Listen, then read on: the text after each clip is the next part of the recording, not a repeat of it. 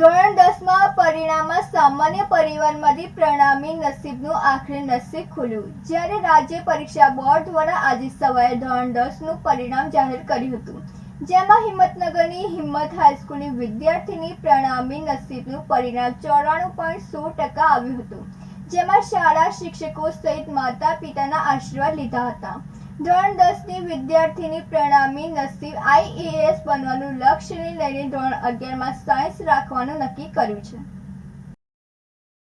સાબરકાંઠા જિલ્લાના હિંમતનગર શહેરમાં પૃથ્વીનગરમાં રહેતા અને સામાન્ય પરિવારની દીકરી સાબરકાંઠા જિલ્લામાં ધોરણ 10માં A1 ગ્રેડ પ્રાપ્ત કરી છે.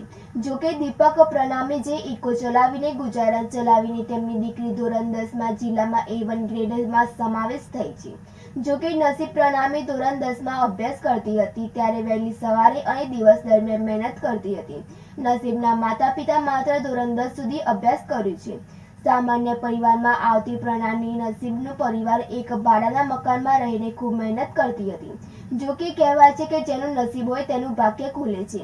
નામ નસીબ, તેનું ધોરણ 10માં નસીબ ખુલ્યું છે. જોકે આજે રાજ્ય બોર્ડ દ્વારા ધોરણ 10નું પરિણામ જાહેર કરવામાં આવ્યું હતું, જેમાં સાબરકાંઠા જિલ્લામાં ધોરણ 10નું 80.67% પરિણામ આવ્યું અને ગત વર્ષે 59.3% પરિણામ આવ્યું હતું, જેમાં 21.64% પરિણામમાં વધારો જોવા મળ્યો હતો.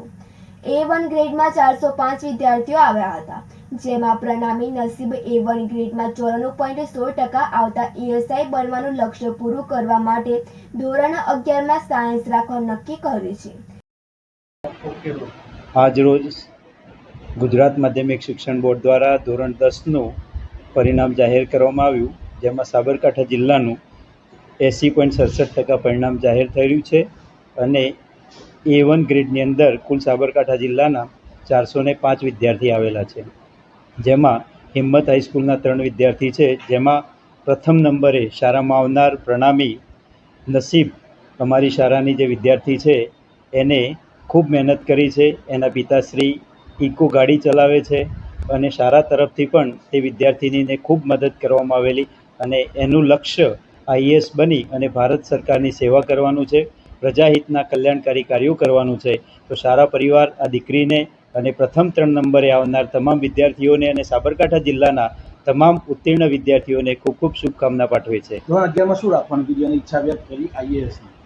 દીકરી સાયન્સ રાખવાનું કહે છે. શાળા તરફથી એને તમામ પ્રકારનો સહયોગ અમે પૂરો પાડીશું એની અમે ખાતરી આપીએ છીએ. એના માતા પિતાને પણ ખૂબ ખૂબ અભિનંદન આપું છું.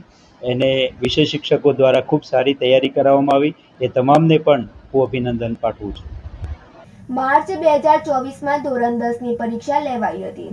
ત્યારબાદ પેપરની તપાસણી શરૂ થઈ ગઈ હતી, જેને લઈને ઝડપી પરિણામ રાજ્ય પરીક્ષા બોર્ડ દ્વારા જાહેર કરવામાં આવ્યું છે.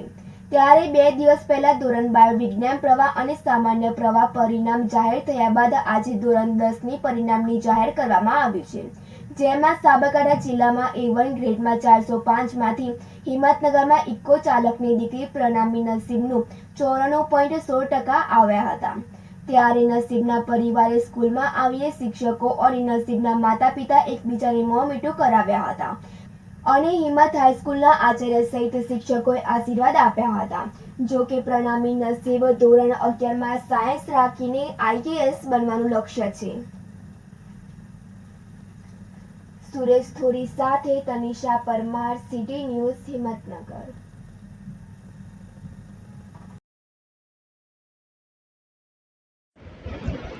આજે ધોરણ 10નું પરિણામ જાહેર થયું, તેમાં હું A1 ગ્રેડમાં આવી છું. તેમાં મારા માતા પિતા અને શિક્ષકોના સાથ સહકારથી મારું પરિણામ સારું આવ્યું છે અને હું સવારે રોજ વહેલા ઉઠતી હતી, વાંચતી હતી અને તેના લીધે જ મારા નસીબમાં પરિણામ સારું આવ્યું. તેના માટે શું બનવા ઈચ્છે છે? હું IAS બનવા ઈચ્છું છું. મેં માતા પિતા અને શિક્ષકોને પણ મારી આ ઈચ્છા વ્યક્ત કરી છે, તો હું ભારતને પણ કંઈક IAS બનીને સેવા કરીશ. શું નામ તારું? નસીબ, પ્રણામી નસીબ.